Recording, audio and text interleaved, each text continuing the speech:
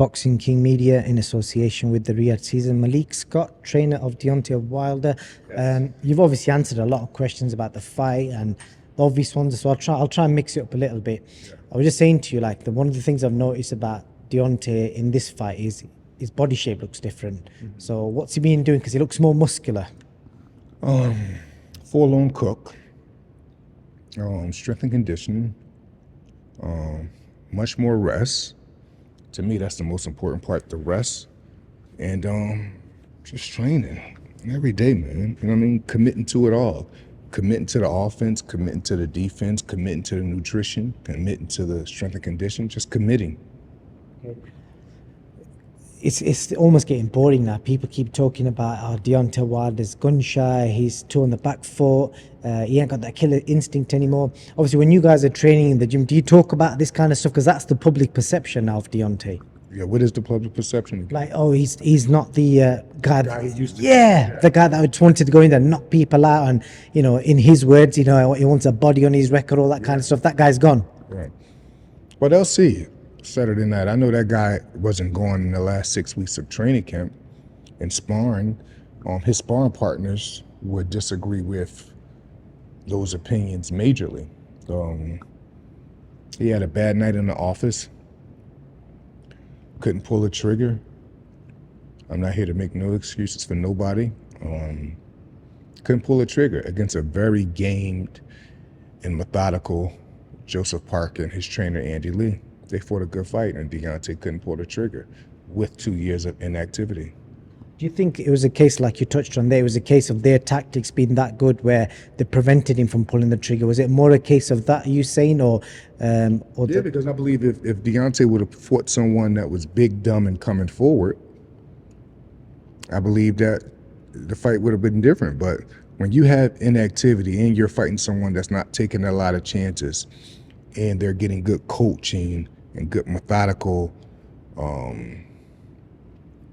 advice from their coach, and they're following lead, that makes things hard, because now you got to figure things out. Now you got to put people in a position to hit them with a punch. But if you ain't been active under the lights, putting people in position is very, very tough. You know what I mean? And then not just him, you as his coach, you will have experienced when you got the Helenius first round knockout. Everyone was praising you, saying, oh, Malik's teaching Wilder how to box on the back foot, counter punching. Then you went from that to people saying, oh, Malik's ruined Wilder and he's took his offense away. So you've experienced two sides of it as well. So you tell me, how was it for you? Was your, like, you know, was your relationship questioned? Did you guys have conversations where, you know, did he question anything? Not one. The only conversation we had was things that he needed to do better, things he needed to commit more on. He took accountability for the loss. He just couldn't pull the trigger. He let it be known that he had a bad night in the office. He should have did more. But at the same time, while he was doing that, he was also starting pre-camp 4 months ahead of time. Just one of those things, man. The best have a bad night in the office sometimes. I watched Muhammad Ali get dropped by a D- fighter, in my opinion, Doug Fisher. I watched, Larry Holmes have so many title defenses, and for the light heavyweight that came up to, or cruiserweight that came up to heavyweight named Michael Spence, and not only lost to him once, but twice. I watched Mike Tyson lose to somebody that wasn't so-called in his league named Buster Douglas. I watched somebody named Bone Crusher Smith go the distance with Mike Tyson, and people said Mike Tyson was overrated. Like, you know what I mean? Do you think it's because we live in that social media era where everything's so scrutinized? Because like I've explained to you there, you went from being a great coach to, he's ruined him. Yeah. I'll give you some other examples. AJ, he should have retired after USYK, and then he's going to knock everybody out. Absolutely. And now they're also saying Tyson Fury's done, the 3 Wilder fights took out of him. Out of all of those comparisons you just gave me, the one that probably irritated me the most is probably the Fury-USYK one. Yeah. Because not only did Usyk sell the fight and promote the fight and went out there and gave it his all and lost in a close decision, how can the word retirement come from anybody's mouth besides his? How can people say he should retire? How can people say he can't really fight like that? Like, how can people say that? But this only happens in this sport. This is where people that don't know nothing can have a valid opinion in boxing. You don't have to know nothing. You don't have to know anything in boxing to have an opinion. All you have to do is have some fingers to type on your phone and put your opinion out there. And unfortunately, even during that, you have some people that know better that will believe quacks. Well, there's a lot of people in boxing saying it. Like I spoke to Johnny Nelson recently, the ex-world champion, and he said that he feels Tyson Fury's on the decline, that Wilder trilogies took something out of him, and he feels he won't come back and take the rematch. Okay. Well, a rematch clause is into play. I heard it's something happened in September and October. I mean, October, November. But also I know where Johnny is coming from, because Fury is, you know, he a live wire. One day he wants to fight, the next day he may retire. So if he's saying it from that aspect, I know where he's coming from. But to write a man off and to say he should retire because he had 3 hell of a fights with Deontay Wilder and lost a close fight against Alexander Usyk, that's a bit harsh to me. That's a harsh opinion. And it come across like maybe he been waiting to say that.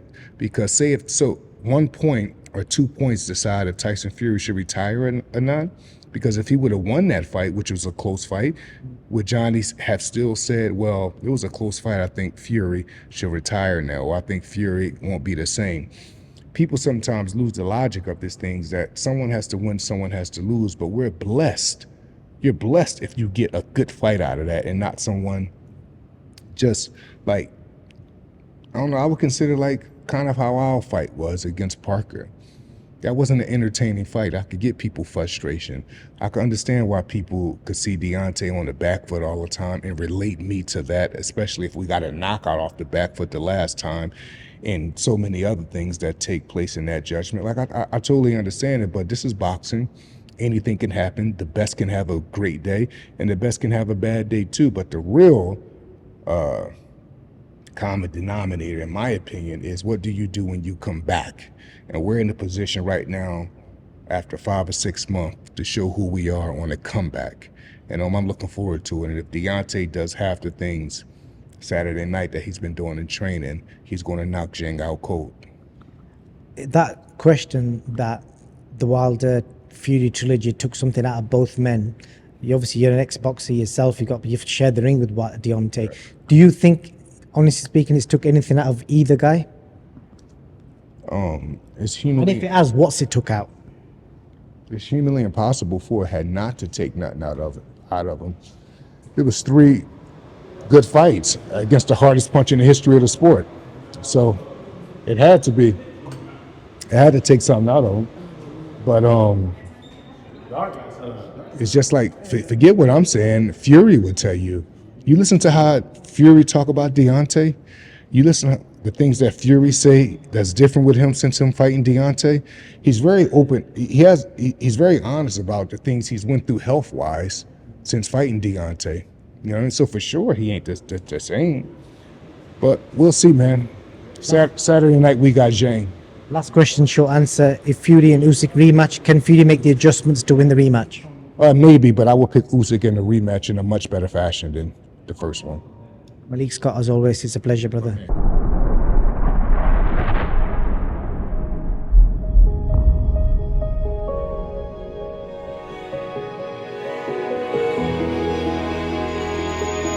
Okay.